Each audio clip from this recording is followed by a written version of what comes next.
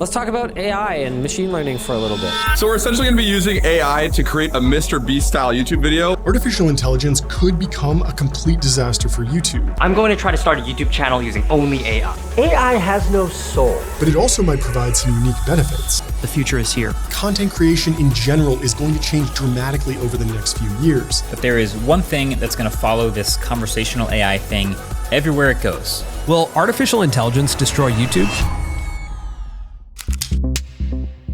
Let's begin by going over the biggest problems before explaining exactly how this will impact YouTube and the millions of creators who upload videos to the platform. This all started when a TikToker named Ghostwriter977 uploaded an AI-generated song featuring Drake and The Weeknd. People had been using AI to create covers and mashups of popular songs for months, but this was the first time a new song really sounded like it could have been made by a famous artist. Heart on My Sleeve marked a turning point. Play it for any casual Drake fan, and they would never know it was made by AI, and that has some massive implications. Everyone immediately jumped to the most extreme conclusion. Will this destroy the music industry as we know it?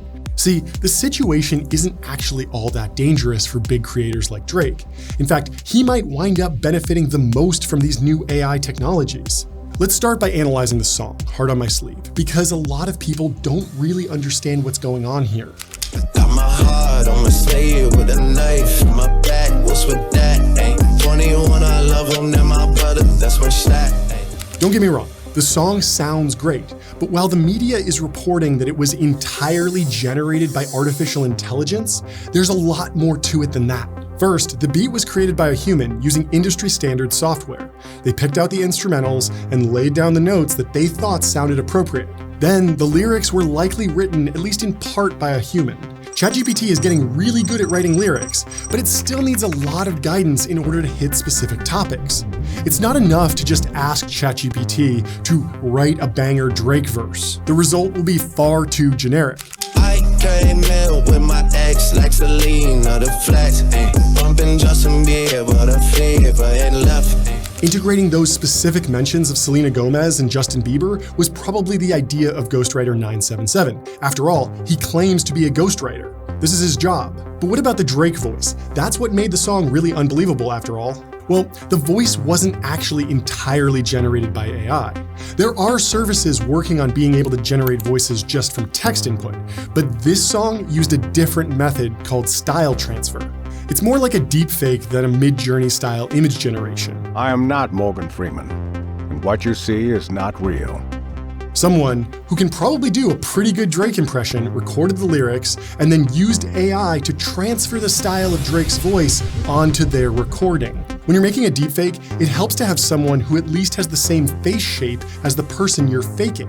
So when Corridor Crew wanted to create convincing deepfakes of Tom Cruise and Tupac, they hired lookalikes to serve as the underlying reference footage. And audio deepfakes work the same way. Better inputs yield better outputs. But that's almost beside the point. Even though it still clearly took a lot of human effort to make this song, it was way cheaper than paying Drake to record the verse. If anyone can make a Drake song in their bedroom with just a few hours of work, clearly the music industry is going to change dramatically, right? Well, yes and no.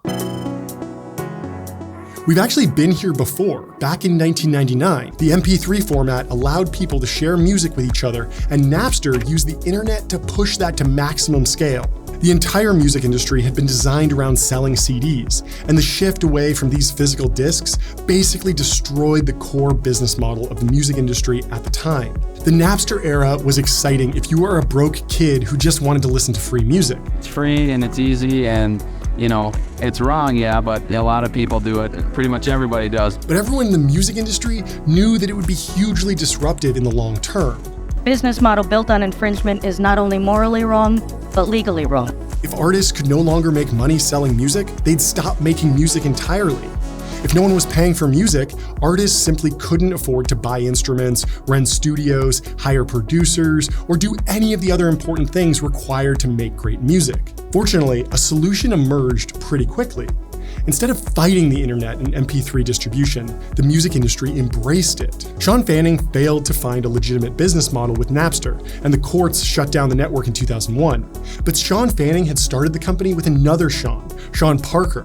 Yes, that Sean Parker, the former president of Facebook, who was famously played by Justin Timberlake in The Social Network. In 2006, Sean Parker became a managing partner at Founders Fund, the venture capital firm that backed Facebook early on. And while he was there, he started looking for a company that could make the original vision that Napster had pioneered a reality. But they would need to do it legally this time around. A few years later, a friend showed him Spotify, and he invested $15 million in the company. Spotify had figured out that what consumers really wanted was access to every song at any time, but they were willing to pay for that. The plan worked, and the music industry was able to hit a new all-time high for revenue in 2021. CD sales had been shrinking ever since Napster came on the scene in 1999, and the music industry had suffered through a rough 15-year period of declining sales. But by finally leaning into the internet instead of fighting it, they were able to restore growth. The shift from CD sales to streaming did change the nature of music production in some significant ways, though. Now, artists weren't limited to what would fit on a single CD, so albums could be any length. With an unlimited catalog stored on the internet, there was no downside to releasing more music, so artists started producing more and more songs. The internet also removed traditional gatekeepers. Instead of needing to get a record label to manufacture physical CDs for you and then distribute them into stores, songs were instantly available everywhere, so new artists could go viral with a single song faster than ever before. So what does all this mean for YouTube? When the founders of YouTube first launched the site in 2005, they ran into many of the same problems as Napster. There was a ton of copyright infringement in the early days of YouTube. People would upload songs, movies, and TV shows, anything that could get them views and earn them ad revenue. It was pretty chaotic, but they ultimately solved the problem by creating the Content ID system. In the early days, record labels would have to search YouTube for illegally uploaded songs and then submit requests to YouTube to get the offending videos taken down. Content ID solved this by scanning every YouTube upload and cross-referencing new videos against copyrighted material. Now, if you upload a video featuring a Drake song, YouTube doesn't even need to take that video down. They can just divert the ad revenue to Drake's record label and everyone's happy. And this is clearly the future of AI-generated content. Drake owns his name, image, and likeness. It doesn't actually matter that he didn't record Heart on My Sleeve. He'll be able to get paid for it. This will still mean a big change for the way the music industry works and how artists get paid. Right now, Drake's record label is fighting to remove every copy of Heart on My Sleeve from the internet. You can't stream it on Spotify anymore, and uploads are constantly being taken down from YouTube. But we're far from the end of the road here. It's important to remember that most major artists work with large teams. Drake himself admitted in an interview with Fader that he works with a group of writers to help develop his lyrics. But it doesn't really matter, since the value of a Drake song comes from the fact that it's a Drake song and not some unrecognizable artist. Even though the record labels are scrambling to ban AI-generated content in the short term, this is probably going to play out just like it did 20 years ago. Eventually, the music industry will learn to lean into AI and figure out a way to continue to make money while giving people what they want. So what could that look like? Well, the simplest solution would be something like what YouTube has already built with Content ID. If the platforms detect a song using Drake's voice, that song is ineligible for monetization, and all ad revenue flows directly to Drake's label. Big platforms like YouTube and Spotify are also in a unique position to authenticate what's real and what's fake. Real artists already have verified accounts on there. So if you want to make sure you're listening to a real Drake song, you better be sure that you're on his page. And in the longer term, it's clear that artists will embrace working with AI instead of against it. Small independent producers have been uploading type beats to YouTube for years. These tracks often mimic the style of a particular rapper, and sometimes they even get used by the actual rapper they are mimicking. Earlier this year, J. Cole searched for J. Cole type beat on YouTube and found something that he liked. Ultimately, it was good enough to be a real song, so he recorded vocals and let the producer upload the final track to his channel. Something similar could happen with AI-generated vocals. If Drake winds up liking a particularly viral AI song, he could record an official version and even perform it live. Big artists like Drake are going to be massive winners in the AI revolution. They own their intellectual property, and it won't matter if someone else prompted AI to create a song with their voice. They are still going to reap the financial rewards. But what about smaller creators, the average YouTuber, someone who doesn't have international fame like Drake? Well, this is where things get really interesting. It's easy to look at the crazy news about AI and assume that all video will soon be entirely synthetic. And it makes sense in theory, right? ChatGPT can write a script, Midjourney can generate visuals, and plenty of services can synthesize voiceovers. Put those together, and you have all the ingredients to make a YouTube video automatically. But we aren't quite there yet. Every piece of AI-generated content still requires a lot of human effort to produce high-quality results. AI is clearly advancing quickly, but people are starting to get a little crazy with their predictions. In order to predict how things will unfold here, it's critical to understand what I call the centaur era. Just like the half-man, half-horse creature from Greek mythology, the near-term future of content creation will involve humans working in close coordination with AI to push production to new heights. This centaur concept first showed up during chess competitions in the 1990s. Garry Kasparov was the world chess champion at the time, and he thought that no computer could ever defeat him. Computers were still so simple back then. They didn't really seem capable of advanced reasoning. But then in 1997, IBM's Deep Blue beat him in a public match. It was a huge turning point in the development of artificial intelligence, and Deep Blue didn't even use any modern AI methods. But after that match ended and Deep Blue had been crowned chess champion, a new challenger emerged. Instead of just a single human playing a single computer, a human would now play alongside a computer and work together as a centaur. This combination of human and machine wound up being incredibly effective. The computer could act as a check on every move to prevent unnecessary blunders, while the human could read the opponent and focus on long-term strategy. For years, these mixed AI-human centaur teams were able to outperform pure AI programs at chess. And this is the era that we're entering now with content production. Increasingly, YouTube creators who are able to work alongside tools like ChatGPT and Midjourney will be able to produce better videos faster and more efficiently. We see sparks of this already with videos like the Harry Potter Balenciaga mashup. It's not impossible to create a video like that without AI. A team of Pixar-level artists working for a few weeks could probably recreate it without any AI tools, but it would be extremely expensive to do so. Midjourney was able to give the creator of Harry Potter Balenciaga the ability to bring this bizarre and hilarious concept to life basically for free. It still required a lot of human work to combine the different AI-generated elements, and most importantly, come up with the idea. The video works so well because combining characters from a beloved children's book with a pretentious high fashion brand is so non sequitur. The originality and unconventional thinking that went into deciding to make this viral video is something that humans will be better than AI at for a very long time. But at the same time, that advantage may not last forever. After all, centaur teams don't stand a chance of winning at chess anymore. If artificial intelligence continues to compound exponentially, it's hard to imagine a particular skill set that will remain untouched. We don't know how long it will take to create super intelligent AGI.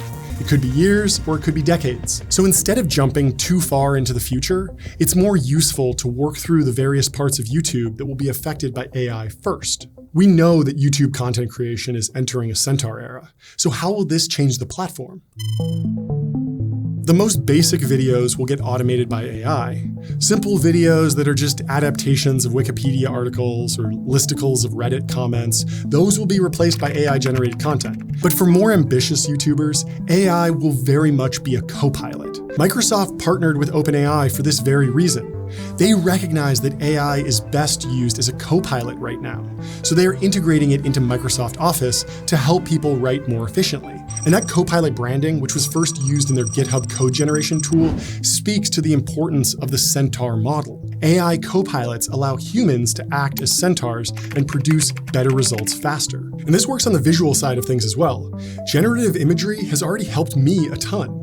When OpenAI released DALL-E, I produced a video telling the history of artificial intelligence and illustrated the entire video using only AI-generated images. The technology has gotten a lot better recently and is starting to replace stock footage in some of my videos. It still requires human input to know what images look good and fit the story, just like searching through a stock footage library, but the possibilities are endless. Many YouTubers like to say that gear doesn't matter when they get asked about starting a YouTube channel. It doesn't matter to me, just make something, put something into the world. This is good advice for new creators. Instead of worrying about buying the perfect camera, it's usually best to just get started and then improve your equipment over time. AI is going to make gear even less of an issue going forward. Not only does every modern smartphone already have a ton of AI features integrated into the camera system to produce better output, but there are also a ton of new AI tools to restore the quality of low-res video, add slow motion after the fact, and even clean up noisy audio. The cost of creating a YouTube video is going to drop lower and lower until basically anyone can create any video they want just by typing a few prompts. So in that world, who wins? What will the top YouTubers look like? There are basically two paths forward as I see it, and to understand them, we need to talk about Jake Tran and James Janney. These two guys are YouTubers with over 1 million subscribers. They both make video essays about business, and they focus on cinematic storytelling, but they run their businesses completely differently. Jake is all about scale, while James is all about quality. Even though they both have nearly the exact same number of subscribers, Jake uploads nearly every single day, while James spends months working on a single video. The end result is that even though James Janney gets 10 times the amount of views per video on average, Jake Tran still gets 4 times as many views per month. The quantity at all costs strategy has allowed Jake to get lots of views, but in the process, most of his audience turned on him, and he drew some negative attention from CoffeeZilla. James Janney, on the other hand, is loved by his community. They patiently wait for the next upload and show up in droves when it goes live. If making YouTube videos is just about paying the bills, either strategy can work. Jake Tran is at the extreme of optimization. He outsources everything, and at one point, he even hired other narrators to do the voiceover so that he wouldn't have to spend any time on that. AI will push this even further. There will clearly be channels that outsource nearly everything to AI systems. But on the other end of the spectrum, I think there will still be a place for the James Janneys of the world. So let's talk about the things where AI falls short. ChatGPT is only going to get better at summarizing information, repurposing existing articles, and generally delivering the right answers. This means that humans will need to focus on finding truly original ideas, thinking unconventionally, and asking the right question. So any YouTuber who can consistently provide a unique viewpoint that isn't just a summary of what's already been written about a topic will remain relevant. Another area where humans will have the edge over AI for a long time will be in surfacing information that doesn't exist on the internet. CoffeeZilla has basically become an investigative journalist at this point. When he reports on a fraud, he isn't just paraphrasing a CNBC article about the topic. He's actually going out and talking to real people and finding new facts to help tell the story. This is going to be extremely valuable for a very, very long time. And it doesn't stop there. The most successful YouTubers today are able to establish a connection with their audiences, and it's going to be really hard for AI to replace that. Take live streamers like Ludwig, for instance. Not only will it be years before AI video generation gets to the point where it can be used on live streams, but Ludwig's audience likes the fact that he's a real person and seems like a relatable guy. AI models still require months to train, and it's a big challenge to keep them up to date with the latest information. So recreating something like a Ludwig live stream where he's reacting to the latest news and what his viewers are saying in chat will be a big challenge. Even still, it won't be impossible, and it's probably only a matter of time. So what then? What happens when there are AI channels that are truly indistinguishable from the YouTubers we know today? Well, I think it's useful to return to the history of chess. For hundreds of years, humans were dominant at chess. Then we got beat by AI in 1997 and entered the Centaur era. For about 20 years, human AI centaurs were the best at chess, and then AI took over completely. It's simply impossible for a human to win at chess against an AI system, no matter what tools they have at their disposal. But here's the interesting thing. Human chess has never been more popular. Chess.com has over 100 million users. Hikaru Nakamura and Magnus Carlsen have massive followings on Twitch, and Netflix even produced a hit show all about chess. For some reason, we humans don't just want to see the best possible game of chess get played out between two AIs. We want to see humans battle it out. It might just be an innate bias against computers, but I think this will stick around for a long time. Fundamentally, every YouTuber is going to reach a fork in the road. They'll have two options, two opportunities really. They can either use AI to optimize their production for maximum quantity, pumping out as many low-cost videos as possible in order to gain a lot of views, or they can focus on quality, let AI help them with what it does best, but still focus on injecting that human element that makes their videos special to their core audience. The risk of going the mass production route is that it can be a bit of a race to the bottom. Eventually, these videos might be automatically produced by YouTube directly, since they have all the training data. On the other hand, if you focus on what's hardest for AI to replicate, unique ideas, personal stories, investigative reporting, that will probably be a much longer and more defensible road. This AI stuff is moving incredibly quickly right now, but if you zoom out, this has actually been in the works for decades. So if you want to understand the history of artificial intelligence, just go watch this video next. Thanks a lot.